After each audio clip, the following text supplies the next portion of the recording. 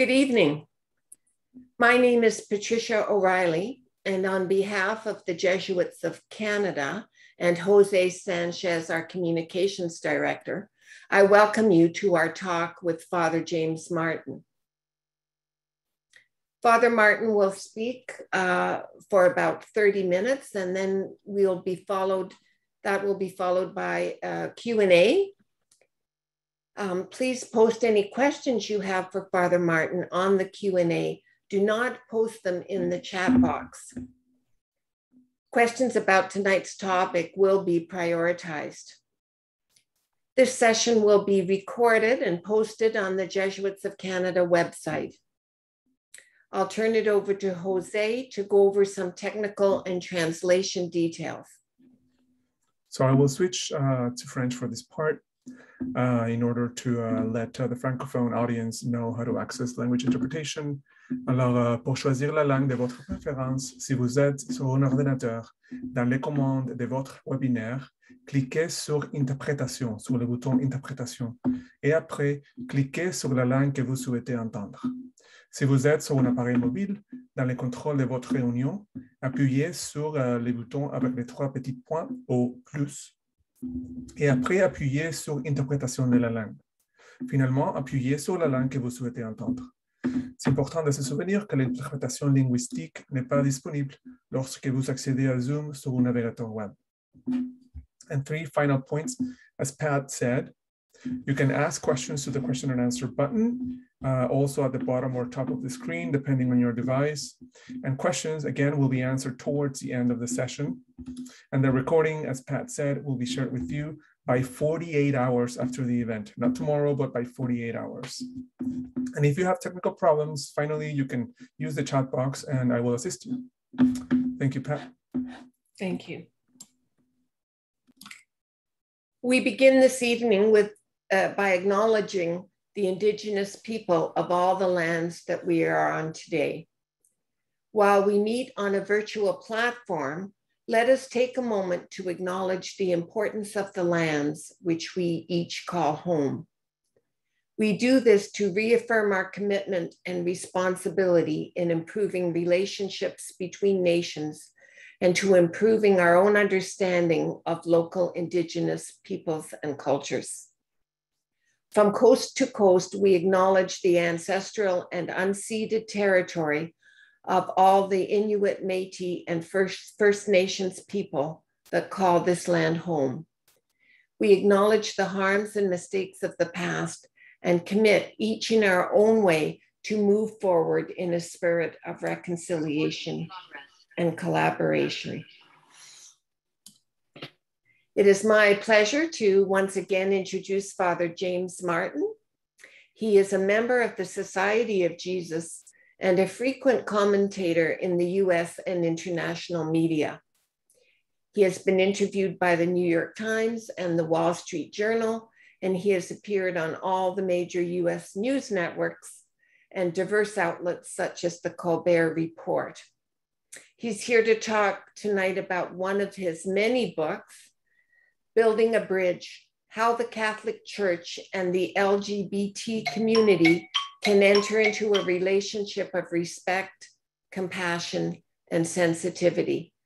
Father Martin, thank you for being with us this evening. Thank you so much, Patricia, and thank you, Jose. Thank you to the Jesuits of Canada. I would like to do a land acknowledgement as well. I am on the land of the Lenni Lenape peoples in New York, and I just want to acknowledge that. I think it's a beautiful tradition that you have in Canada, and I wanted to participate in that. I'm very happy to be here. I'd like to say something briefly to my friends qui parlent français, que je suis désolé que je ne peux pas français meilleur. Ma mère était un professeur de français, mais je suis heureux que nous avons the translators tonight. For the English-speaking people, I might speak a little more slowly than normal, not only because I'm recovering from some surgery, which was very minor and very successful, but also to make it easier for some of the French translators. And I'm very grateful for their help tonight. So merci bien. If I could, I would love to say the whole talk en français, but my French is pretty rusty. So tonight we're going to talk about building a bridge between the institutional Catholic Church and the LGBT community. And I'd like to do it essentially in two parts. The first part will be my own personal experience of this journey. And the second part will be 3 gospel passages that I feel that can help us all in our relationship with LGBTQ people. So beyond my mother being a French teacher, I want to tell you a little bit about my own background with this ministry as a way of doing some sharing and just situating myself. So I grew up in Philadelphia. Don't worry, I won't tell you my entire life story. In a not particularly religious family, but a Catholic family. I went to the University of Pennsylvania's Wharton School of Business.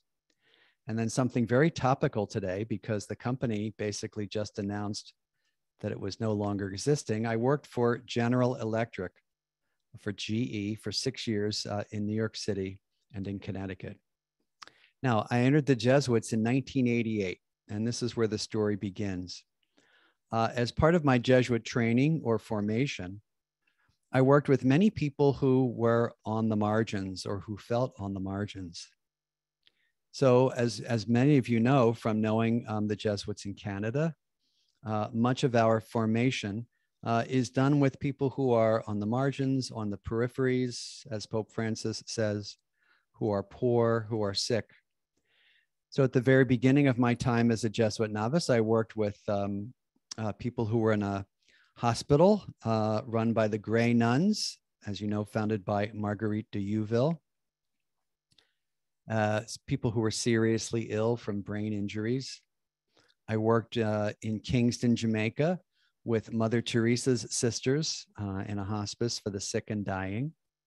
I worked with homeless people in a homeless shelter in Boston, all in the first 2 years of my Jesuit training. So already, as you know, working with people who felt on the margins. I studied philosophy at Loyola University of Chicago.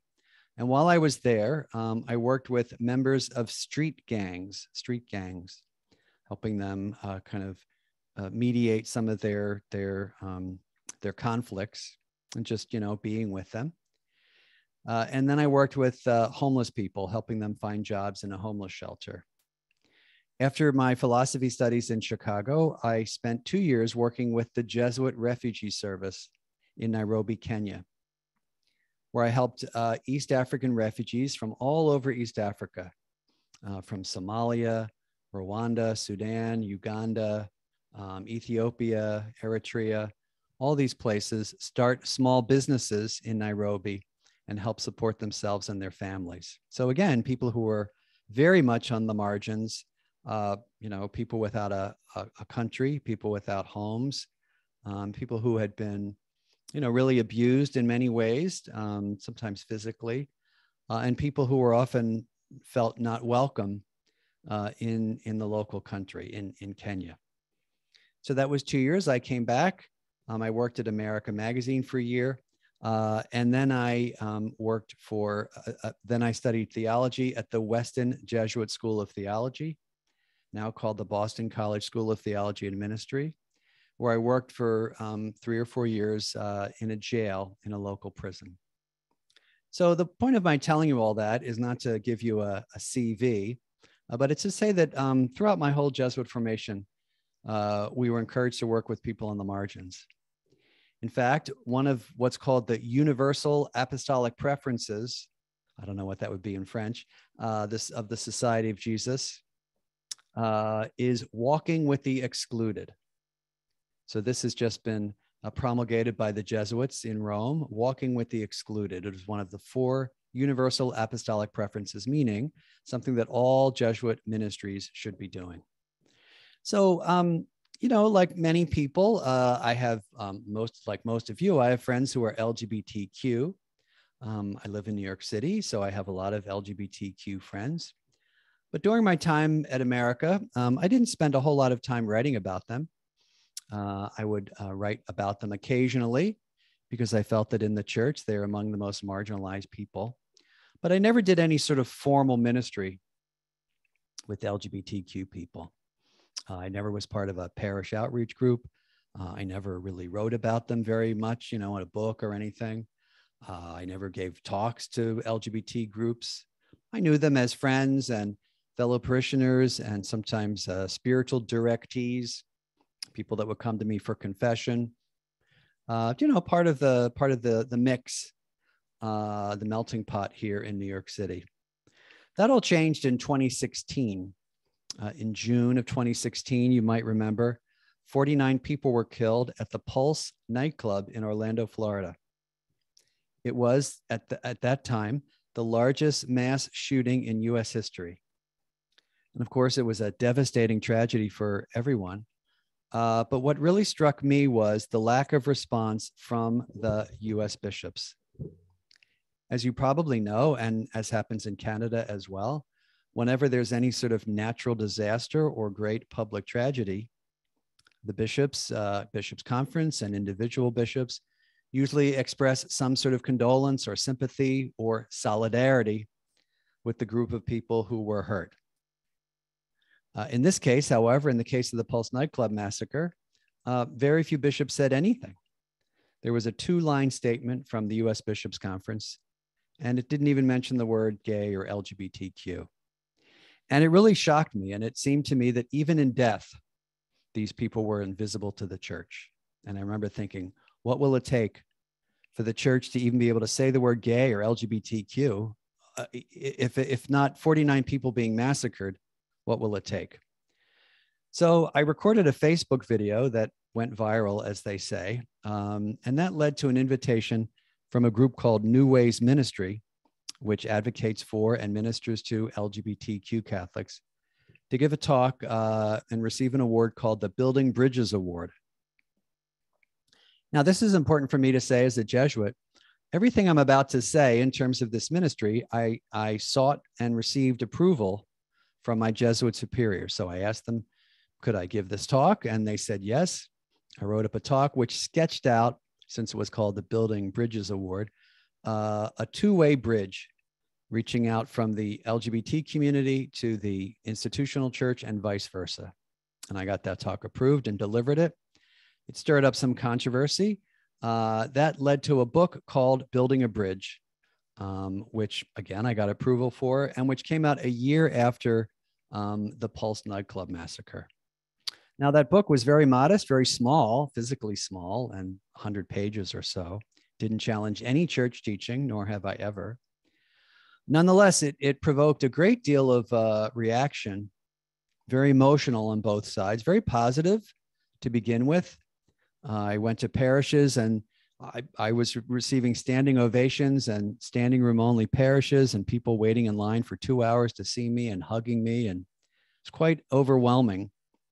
And it struck me that there seemed to be a real need for this conversation to be opened again, or maybe opened in a new way, because there are many groups that minister to LGBTQ Catholics. And then came the backlash, which was that people attacked me personally online, calling me names. They still do: heretic, apostate, false priest, homo heretic, all sorts of names. It was fine if they disagreed with the book, but this became kind of personal attack. I had talks canceled, protests at different talks. If you go online, you can still see some of this stuff. And again, even though I wasn't challenging any church teaching. So it got really vicious, and it reminded me of how much homophobia and rage there is about this particular topic, and rage against LGBTQ Catholics in the church. Then came what I would call the pushback to the pushback, which was that various archbishops and cardinals invited me to their dioceses. Cardinal Blaise Cupich, Archbishop of Chicago, now Cardinal Wilton Gregory, then Archbishop Gregory in Atlanta, both invited me to their dioceses, pointedly to show their support and asked me to talk about these topics. And then in 2018, I was invited by the Vatican to speak at the World Meeting of Families in Dublin, which was a big deal because it was the first time that they'd even used the word LGBTQ in any of their talks. And the Vatican picked the topic for the talk, which was showing respect and welcome in our parishes to LGBTQ people and their families. You know, a great step forward. But even then, that talk was controversial, and there was an alternate conference that was scheduled in protest of my talk, because apparently for some people, even the Vatican's World Meeting of Families was not orthodox enough. And then, and I continued this ministry again with lots of other people, giving talks like the one I am today, working with schools and parishes and people one-on-one. I've been doing a lot of ministry Zoom-wise, you could say, you know, thanks to COVID.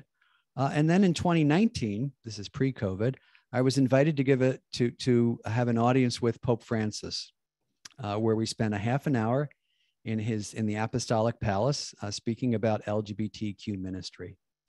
And I couldn't say this a couple of months ago, but I can now, because recently he sent me a note that I was able to make public, that in that talk, he asked me to continue this ministry in peace.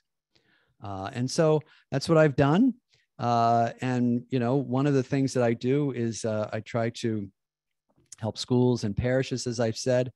And the next thing we're doing is I'm starting a website that was based on a conference that we had last summer called Outreach, where we brought together all sorts of different practitioners and people who work in LGBTQ ministry. The website, still unnamed, will be a resource center for people who work in LGBTQ ministry and LGBTQ Catholics themselves. Okay, so that's a little bit about me. Why do we do this work? Someone just said the conference was helpful. I'm happy.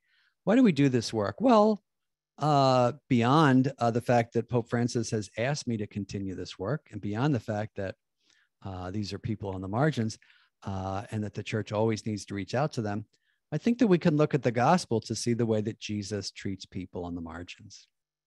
And what I'd like to do now is very briefly go over 3 gospel stories that I find myself very helpful, and I hope you do, to see how Jesus treats people who feel on the margins. And I think they can teach us a lot about how the church can reach out to the LGBTQ person. The first one is the story of the Roman centurion. Okay, now I'm sure if there's some people of a certain age, you might remember Franco Zeffirelli's Jesus of Nazareth from 1977. The Roman centurion is played by Ernest Borgnine. I always remember him in this role. But in Capernaum is the town of about 1,500 people, which was Jesus's home base of ministry during his time in Galilee. We tend to forget about Capernaum. Everybody knows about Bethlehem and Nazareth and Jerusalem and even Jericho and places like that. But Capernaum, we tend to forget about, but this was Jesus's home base. In Capernaum, there was a Roman centurion, okay, and someone in charge of 100 Roman soldiers. He comes to Jesus, and either in one story, his servants come to Jesus, and another story, he comes to Jesus, and he asks for healing for his servant. And he says to Jesus, you don't have to come into my house. I'm a man who has people under authority as well. And I say to one person, go, and he goes. I say to another person, come, and he comes here. I say to another soldier, do this, and he does it. And Jesus is amazed. And the man says, Lord, I'm not worthy that you should come under my roof. Only say the word, and my servant will be healed. It's the word that's the phrase we say every Sunday, or sometimes every day at Mass. I say every day. I go to Mass every day. Interestingly, notice who we quote during the Mass. We don't quote Mary or Joseph. We quote an outsider. We quote the pagan, the Roman. So Jesus hears this and says, never in Israel have I seen faith like this. And he cures the man's servant. Now, what's the point of that story? Well, the usual point of that story, the traditional point of that story, which is true, is that Jesus has authority over illness. That Jesus's word is sufficient to affect something. So God's word is creative. God's word does what it says. So, for example, in Genesis, God says, let there be light, and there's light. God doesn't have to have some sort of magic potion or magic incantation. God just says it and it happens. Jesus says, your servant is healed, and he's healed. So it's the life-giving power of the word, Jesus's authority through his word, right? And in the Gospels, Jesus's words give meaning to his actions, and his actions give meaning to his words. So it's just a beautiful passage. Jesus's word casts out the demon or casts out the illness from this man. But there's another lesson in this passage, which is look how Jesus deals with someone on the margins. This man, we tend to forget, he's a Roman centurion. He is not Jewish. He is about as far outside of the Jewish milieu as you could imagine. Now, the people in Capernaum say to Jesus, be nice to him because he built our synagogue for us. And if you go to Capernaum, you can still see the ruins of that synagogue, the first century synagogue that the Roman centurion built for the Jewish people. Nonetheless, he's not Jewish. How does Jesus treat him? He's not Jewish. He probably worships Roman gods. He might have those household gods that he might have brought from Rome with him. He's a pagan, right? How does Jesus treat him? Does he say, get away from me? Does he say, you sinful person? Does he say, you're not Jewish? I'm not going to talk to you? Does he say, you're sinful? No, he listens to him. He encounters him, as Pope Francis likes to say. He accompanies him, and he treats him with what the Catechism calls respect, compassion, and sensitivity. He also praises the man's faith.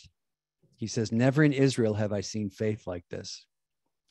Sometimes when I think about LGBTQ people and I think about what they have to put up with in the church and how they persevere and persevere and persevere, I think, never have I seen such faith. So Jesus praises the man's faith and does a great service for him. That's an early indication of how Jesus treats people on the margins, how Jesus treats people who feel like they are on the outs, how Jesus treats people who feel excluded from the community. He reaches out to them. He shows the disciples how to reach out to somebody. Notice there's no talk in there about the man being condemned for not being Jewish. The second story is the story of the woman at the well. And here we get into a story that I think really has some resonances for LGBTQ people, even more so maybe than the Roman centurion. So Jesus is going through Samaria. As you know, the Samaritans and the Jews were often at odds, mainly for religious reasons surrounding where the right place to worship was. Okay, the Jews thought it was the temple in Jerusalem, and the Samaritans thought it was Mount Gerizim. Okay, so these are ancient differences of religion. So Jesus is traveling through Samaria, and there's a woman at the well there, okay? In John's gospel, this is where the story appears, tells us that the woman is there at 12 noon. Now, why would John mention that? Seems like a strange thing. Well, why would a woman be at a well at the hottest time of day? When I worked in East Africa, I would see women going to the pumps every morning, early in the morning when it was cool. You know, you have to carry those big, heavy jugs, or in Kenya, jerry cans of water, they used to be called. They would go in the morning, not in the, hot sunshine of the day. So why is she there? Well, we find out. Jesus comes to the well, and it turns out that the woman has been married 5 times and is living with a man who is not her husband. So she is in an irregular sexual situation. And she has a kind of what the people of the time would have considered to be a very checkered past. So there's several reasons why Jesus shouldn't be talking to her. Number 1, she's a Samaritan. Number 2, she's an unaccompanied woman. Number 3, she's had this background. So how does Jesus treat her? Well, in John's gospel, they have one of the longest continuous conversations in the gospels. They have a long story, a long conversation, a long back and forth. And at one point in the conversation, he says, I have water for you. I'm paraphrasing. I have water that you will never have to come back to this well and drink. I have water that will always refresh you, that you will never get thirsty after you drink it. And she says, sir, I want that water. Of course, he's talking about himself, and he reveals himself to her as the living water. And then he commissions her to spread the good news among the Samaritan people. She leaves her jug behind. It's a great symbol. She leaves her empty jug behind and is commissioned essentially as an apostle, because as you know, apostle just means someone who is sent. The scripture scholar Sander Schneiders compares her leaving her water jug behind to St. Peter leaving his nets behind, right? Peter's livelihood and kind of her livelihood, her source of nourishment, she leaves behind. It's empty. And she goes off to proclaim the good news to the Samaritan people. Now, what is the point of that story? Well, the traditional point of that story, which is again true, is that Jesus is the living water. It's one of the 7 great I am statements in the Gospel of John. I am the resurrection and the life. I am the vine. I am the gate, right? I am the living water. Beautiful story and a beautiful revelation of who he is. But there's something else that we would miss about that story, which is, again, look how he treats someone who is on the margins and someone who is in an irregular sexual situation. Does he call her a sinner and say, I'm not going to talk to you? No. Does he say, get away from me? This is my well. You're a fallen woman? No. Does he say you're a Samaritan? I don't want to talk to you? No. After he tells her that she's been married 5 times, he seems to know this. Does he then condemn her? No. How does he treat her? He treats her with great dignity. He reveals himself to her. Then he does something very special and commissions her as an apostle.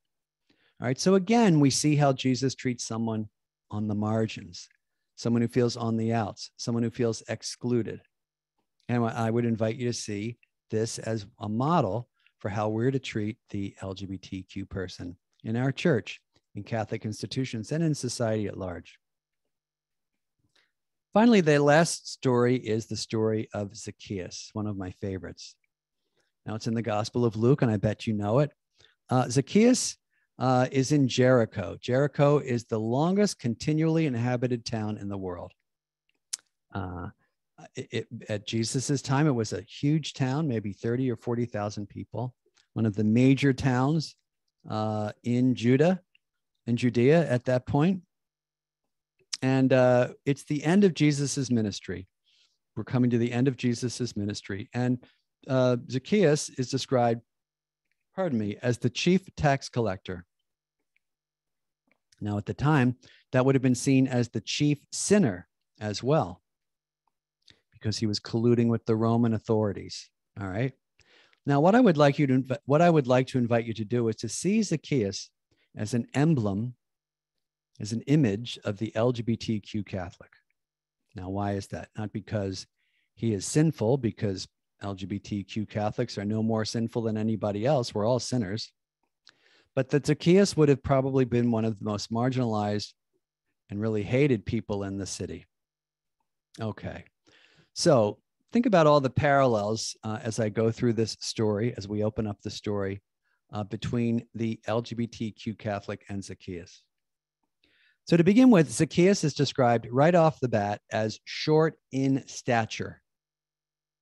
Short in stature.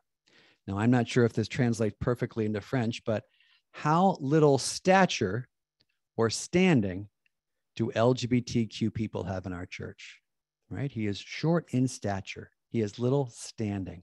Now, of course, Luke means he's physically short, right? But think of people who have little stature. Luke says that Zacchaeus could not see Jesus on account of the crowd. Now, again, we're meant to understand that Zacchaeus was short and couldn't see over the tops of the heads of the crowd. But how often do we as the crowd get in the way of someone with little stature being able to encounter Jesus? Right? How often are we in the crowd? How often do we block people from encountering Jesus? So what does Zacchaeus have to do? Well, We're told that Jesus is coming through the town. And remember, it's towards the end of his ministry, so he would have had lots of, certainly his apostles and his disciples. We're told the disciples are as many as 72 people. There would have been followers and crowds, big crowd. Zacchaeus, in order to see Jesus, has to climb a tree, a sycamore tree. By the way, if you go to Jericho today, you'll see a sycamore tree there. It's called the Zacchaeus tree, of course. So Zacchaeus climbs a tree because Luke says he wanted to see who Jesus was. That's what LGBTQ people want in the church. They want to see who Jesus is, but sometimes they can't because of the crowd and their lack of stature. So Jesus is coming through Jericho. Again, imagine a big crowd. He may have just healed Bartimaeus. We're not sure when that story takes place, but he does heal Bartimaeus in Jericho. So he's just done a miracle, lots of people around him. And who does he point to? Does he point to the wealthiest person in town? Does he point to a rabbi? No, he points to Zacchaeus. Hurry down from that tree, for I must stay at your house tonight. It's a public sign of welcome to a man on the margins, right? To a man who had to do something probably embarrassing to climb the tree just to see Jesus, right? Think of the great lengths that LGBTQ people have to go to just to do what everyone else does in the church. Zacchaeus comes down the tree with joy, it says. How often are people who have felt on the margins, when they're welcomed back into the community, when they're shown welcome, how often do they feel joy? Now, it says Zacchaeus stood his ground. Again, how often do LGBTQ people have to stand their ground? Why does he stand his ground? Because we're told in probably one of the best lines in this gospel story, all who saw it began to grumble.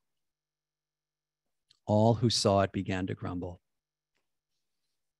Right? An extension, an offer of mercy to someone on the margins always infuriates some people. It does. It did back in Jesus's time, and it does now. You shouldn't be nice to this person. You should call this person a sinner. You shouldn't be giving them your welcome, right? That's not what Jesus does. Jesus says, I want to come to your house. All who saw it began to grumble. Now, recently I asked a scripture scholar about the Greek word used, panta, P-A-N, pi, alpha, nu, tau, alpha. Panta means all, and all includes probably the disciples. The disciples were probably angry too. All who saw it began to grumble. We say that online today. Just type in the words LGBTQ Catholic and James Martin or building a bridge or anything like that, and you'll see the grumbling that's going on even today. People are opposed to offering mercy. And then Zacchaeus says something really beautiful. And I'll tell you something, I just found this out about a month ago. And you might not believe this, but if you look carefully at the Greek, you'll see it. Most of the translations in French and in English say that what Zacchaeus says is, Lord, if I have defrauded anyone, I will repay them 4 times over, and I will give half my money to the poor. It's a kind of conversion experience that Zacchaeus has, right? I will do this now that I am welcomed, which is beautiful enough. But believe it or not, and I've checked this 10 times, believe it or not, that phrase is in the present tense. Lord, I do repay anyone I have defrauded 4 times over, and I do give half my money to the poor. Zacchaeus is revealed already as doing some wonderfully generous things. This is the present tense. He is giving half his money to the poor. And so even a few months ago, what I saw as a conversion story, that Zacchaeus has a conversion in front of Jesus, actually may be Jesus revealing this man's inherent goodness to the crowd, right? How often do we see LGBTQ people, who are revealed as, just wonderful people and wonderful members of the community? Just yesterday in the National Catholic Reporter, there was a story about a pastor who said that the most helpful people in his parish during the COVID crisis were the LGBTQ people. So again, this is Jesus revealing this person's goodness to the crowd. And then Jesus says, today salvation has come to this house, for this man too is a child of Abraham. It's such a beautiful story. Now, again, what is the traditional point of that story? It's Jesus's welcome, right, of someone, of anybody, right, including tax collectors. But I think if we see it as an emblem of the LGBT community, we can see that there are really two places that we can stand in this ministry. We can stand with the crowd who grumbles, right, and who opposes an offer of mercy, the love and compassion that Jesus offers to Zacchaeus. Or we can stand with Jesus. Okay, and as far as I'm concerned, I choose to stand with Jesus and his offer of love, mercy, and compassion. So we have a little bit of time for questions now, and I'm looking forward to hearing what you have to say. I'm happy to share with you and answer as many questions as I can, but I think I wanted to share not only my personal experience a little bit to situate this ministry, my own little ministry, but I also wanted to share those three beautiful gospel stories that I think have so much to teach us about how we are to reach out to people on the margins. So I see Patricia is back, and I'm happy to answer any of your questions. Thank you very much. Those gospel stories have given us a lot to think about. Thank you. We have a lot of questions already. The first one is related to acronyms. Yeah. Your book uses LGBTQ. The acronym we are seeing most here is 2SLGBTQIA, community. Is there a preference in the church, and what is it and why? Well, that's a great question. And I think I probably, thank you, Patricia, and thank you whoever asked that question. I think I probably should have used 2S LGBTQ plus IA. And I apologize for not doing that because I know in Canada, 2S is two spirits, and that's more common. I generally think that we should call people whatever they ask to be called, right? I always think if, like, let's say Patricia, you know, and I know each other over Zoom and we're colleagues. And if she said, call me Pat, and I kept calling her Patricia, she would start to wonder, why is this man, or vice versa, why is this man keep calling me the wrong name? It would start to seem a little rude. And I think that we have to sort of afford the LGBTQ community the same treatment, the same respect. I think that's part of respect. So the answer is, in the church, there's no one terminology, okay? Generally speaking, people tend to use LGBT. But, you know, when I wrote my book, even that was controversial. Some groups said that it was satanic to use that, you know, for some reason. But, you know, the Vatican has started to use that. I do think that we should stay away from terminology that LGBTQ people or 2S LGBTQIA plus people find offensive. And there are certain terminologies that they find offensive, right? So when we talk about people afflicted with same-sex attraction, that's something that a lot of LGBTQ people find offensive. So I think it's really important to call people by the names they ask to be called by. You know, as a less controversial terminology, you know, years ago, it was okay to use the word Negro, right? When speaking about, I will say in my country, African-Americans or Black people. And, you know, as time wore on, that community, you know, more or less started to ask people to use African-American or Black. Now it's capitalized. And so it's just part of respect. And so I think that the church and well-meaning Catholics need to use the acronyms that people ask us to use. I think that's just simple respect. But to answer the question, there's no one kind of, you know, standard terminology. Next question. Jim, you often say that the church is learning to love LGBTQ Catholics. What do you mean by that? Well, that's a good question. And I'm actually quoting Father Howard Gray, formerly of Georgetown University. who spent actually a lot of time in Detroit. So maybe some Canadians know him and Canadian Jesuits know him. He was asked once about LGBTQ people, and he used to tell LGBTQ students at Georgetown, God loves you and your church is learning to love you. That's where that comes from. I think it means that the church is learning to get to know LGBTQ people. One of the most difficult things about the church's relationship with LGBTQ people is that there are oftentimes very few formal ways that people in the hierarchy, cardinals, archbishops, bishops, priests, as well as lay leaders in the church, can really get to know LGBTQ people. There aren't really many seminars and listening sessions and things like that. And so it has to be in a certain, so far in a kind of haphazard way. So I think part of it is they're, coming to know how to love someone means coming to know them and starting to treat them with respect. So I think it's a process of listening and being educated. And I think that's key for the church, to really listen to the experiences of LGBTQ people.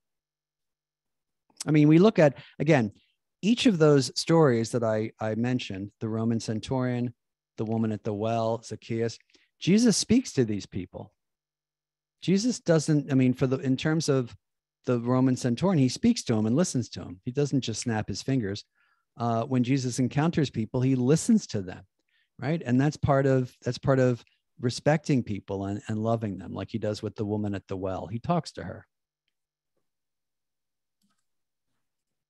How do we respond to a same-sex couple who want to get married? Well, I guess that means wants to get married in the church or wants to get married civilly. Same-sex couples cannot get married in the church, but they obviously can get married civilly. And I think you treat them with respect, compassion, and sensitivity. It's interesting. I never get that question about how do we treat people who want to get married in a synagogue or in a mosque, right? I mean, these are people that we might have differences of opinions with, but we treat them with respect. And I think that's how we treat these people, with respect. I am a young adult working in the church. What are the first steps in creating a ministry geared towards the LGBTQ community in our parish? What a great question. First of all, thank you for asking that, and thank you for your great work. I think the first thing would be to listen to what they need.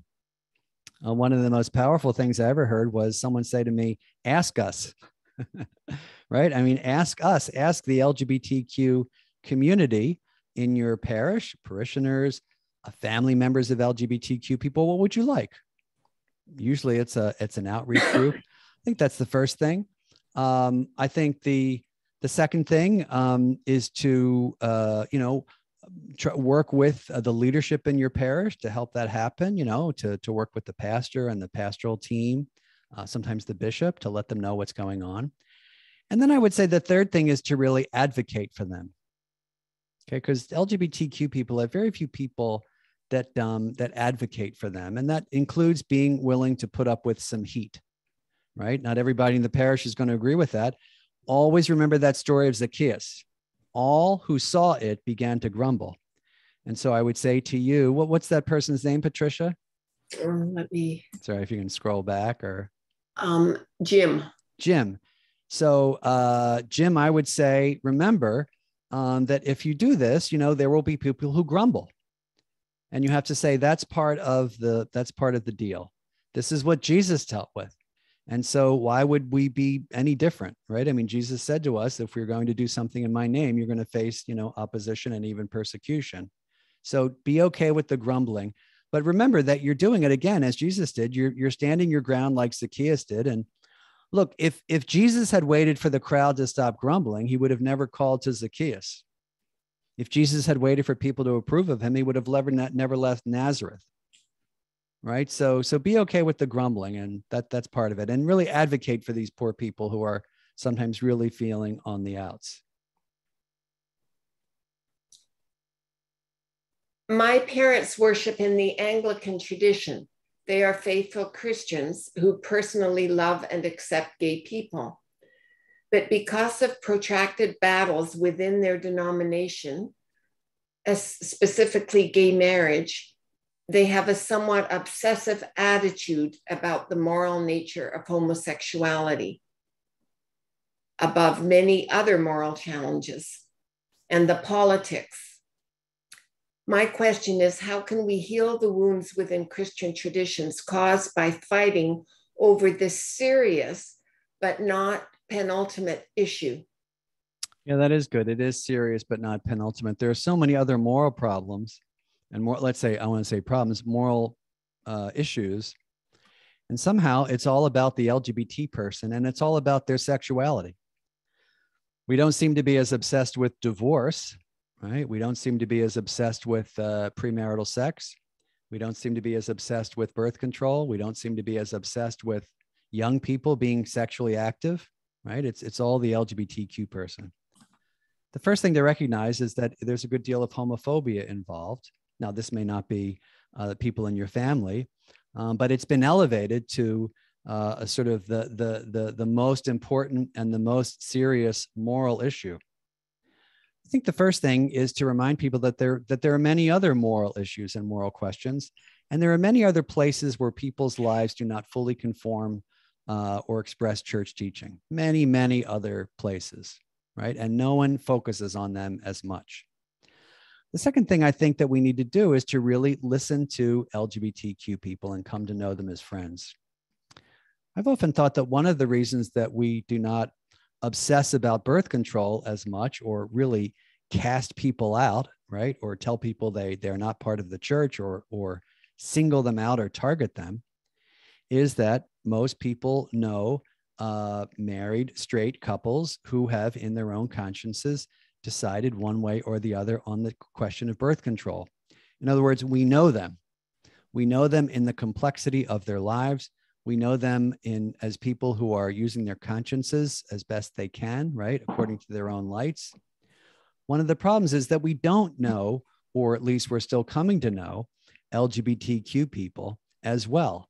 And so the invitation is to come to know them. And I think maybe if people in your family, and I'm not critiquing them, I'm just saying that people in general, if they came to know LGBTQ people as people of conscience, they would feel differently about that issue as being the sine qua non of all moral issues in the churches. It is helpful and necessary for LGBTQ plus people to have clarity, especially within the church. How do you navigate welcome and clarity regarding the limitations of that welcome? Well, that's a great question. I think that has to do with church teaching. And I would say a couple of things. Number one, people often say, well, they need to be clear about church teaching. Usually they're talking about restrictions against same-sex marriage or same-sex relations. But that is not the sum total of church teaching on LGBTQ people. Church teaching is much more than those few lines in the catechism. Church teaching is Jesus, essentially. That supersedes church teaching. That is the foundation of church teaching. Jesus's mission of love, mercy, and compassion, especially to people on the margins, as we just saw in those 3 gospel stories. I could give you dozens of other gospel stories. That's church teaching as well. All right. No one says church teaching on marriage is just about birth control. That would be ridiculous. Church teaching on marriage is much more broad, and church teaching on LGBT people is similarly broad. So when we talk about clarity, we have to talk about that kind of clarity as well. The church teaching is not just those few lines in the catechism. But I do think, obviously, that I would also say that most LGBTQ people already know church teaching on homosexuality. They don't need to be reminded of it. They're very well aware of it, and they have found their place within the church. You might say the same. I often use the question of birth control, right? Another sexual question. We are generally fine with married couples, welcoming married couples into the community, even if they use birth control, and no one says we need to be clearer with them. They have made up their mind in their consciences. Okay, that too is something that we need to pay attention to.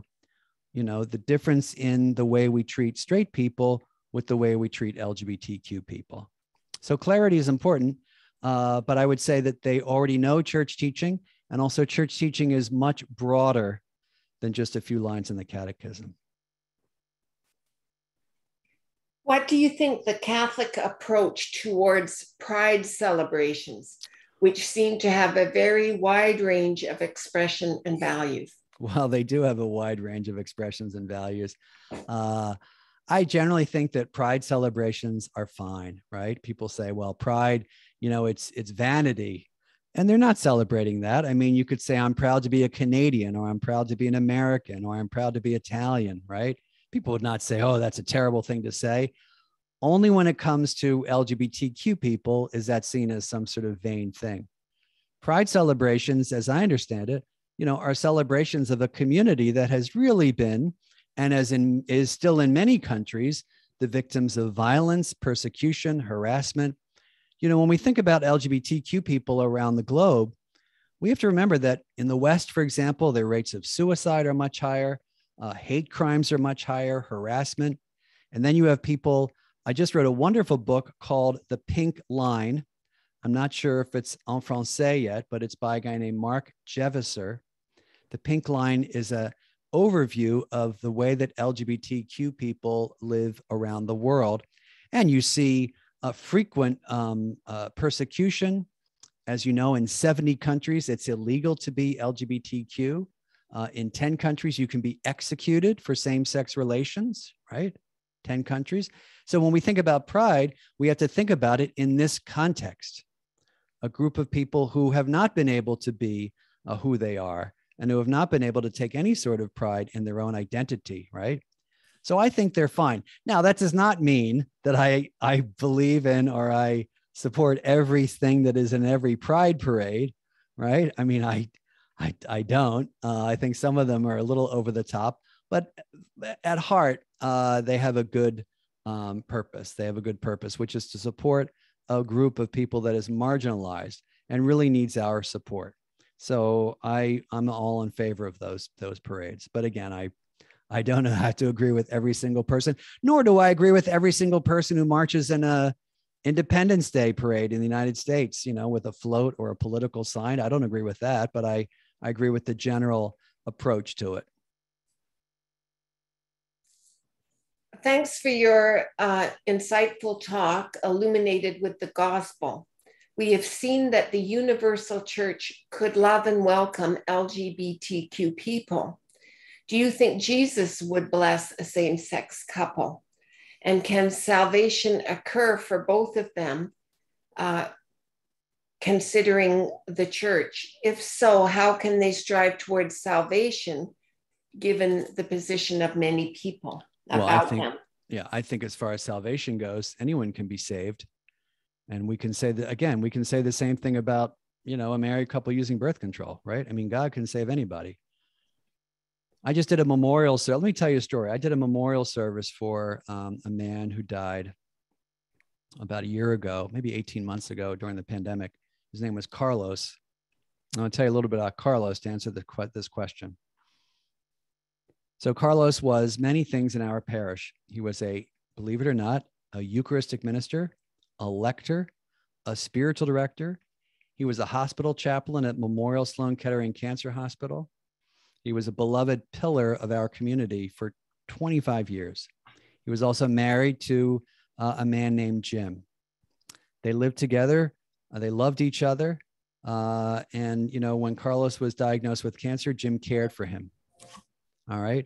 The whole parish turned out. I did the memorial service 2 weeks ago. The whole parish turned out really for his memorial service. It was beautiful. Now, I see their relationship as genuine love, and I think everyone in the parish did. And if anyone is in heaven, Carlos is in heaven. Now, would Jesus have blessed this union?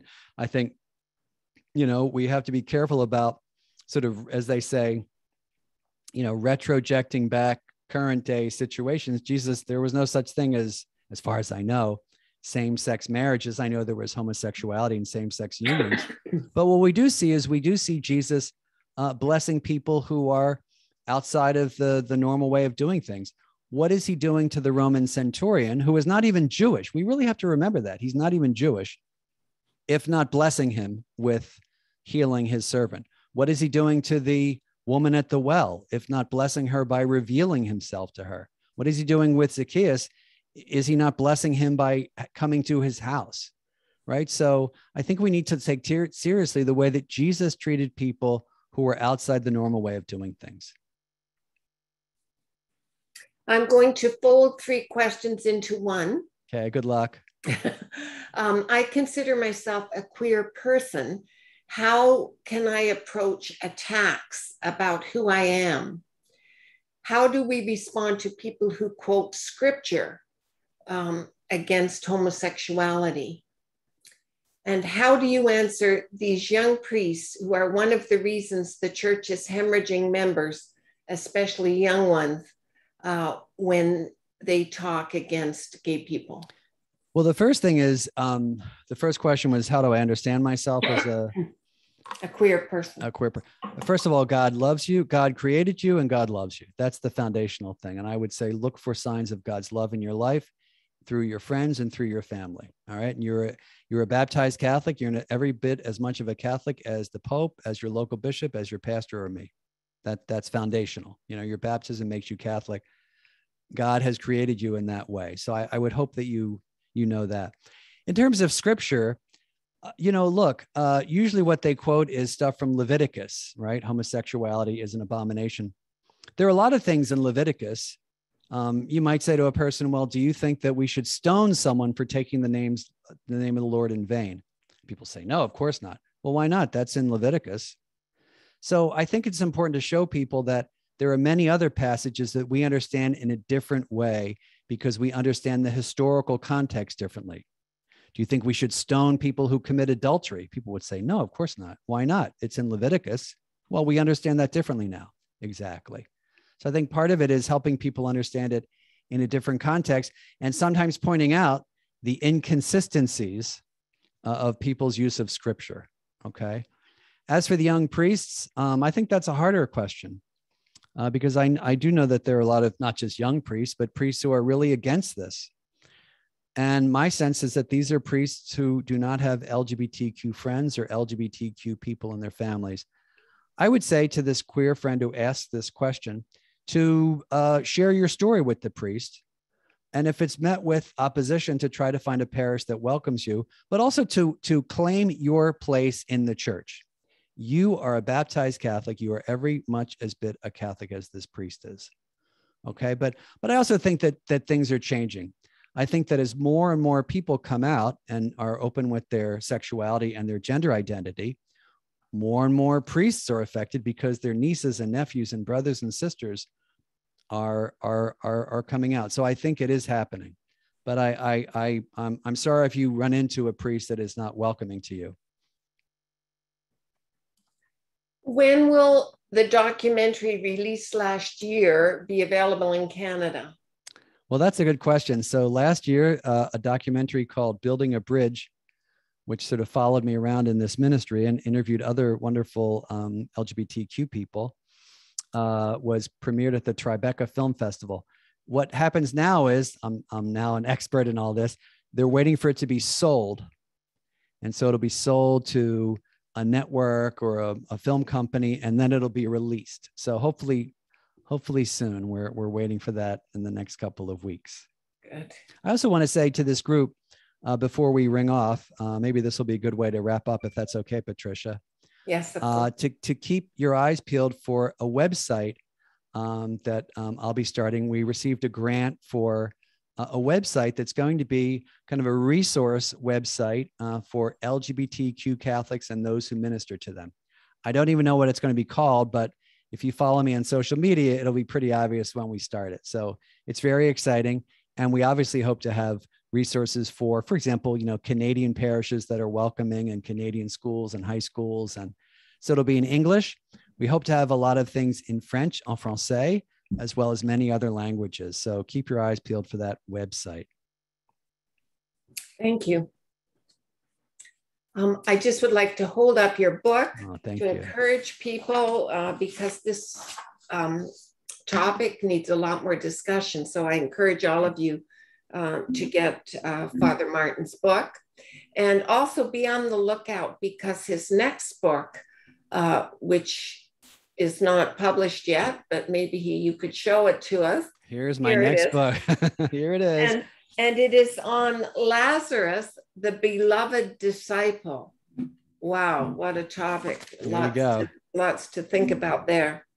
Father Martin, thank you for your interesting and engaging presentation and for your courage to address a topic which has a lot of emotional baggage. A lot of people avoid this topic, and so we appreciate your courage. You've addressed this topic with compassion and grace and left us with much to discern in our personal faith journeys. We wish you well in this work and going forward in the future. Well, let me say, before we conclude, thank you so much, Patricia and Jose. It's always wonderful to be with you. I want to thank my two translators. Merci bien. Et merci à tout le monde qui parle français. Encore, je suis désolé que je ne peux pas parler meilleur, mais peut-être la prochaine fois. So merci à tout le monde. I'd like to thank Jose and Fanny, and again, our translators, Albert and Michelle, who ensure that all our translation and tech went smoothly. And thanks to our audience for being with us. I'm going to turn it over to Jose for a moment. Yeah, just a couple of final reminders. As usual, a recording of the webinar will be shared with you by 48 hours after the event. And please watch out for a brief poll that will pop on your screen right at the end of the session when you close your browser, when the session ends. It's really short and it really helps us look at how the session went and what you need for future content. Thank you, Jose. And Father Martin, we wish you well on your health journey and hope you're 100% soon. Thank you. Thank you so much. And I'm fine. Just to tell everyone, I was telling before, I'm fine. It was minor surgery and I'm fine. So thank you very much. I'm really grateful and just wonderful to be with the Canadian Jesuits and their colleagues. Thank you. And we look forward to having you back with us again. Thank you very much, everybody. And stay tuned for information about upcoming events. Good night. Bonne nuit.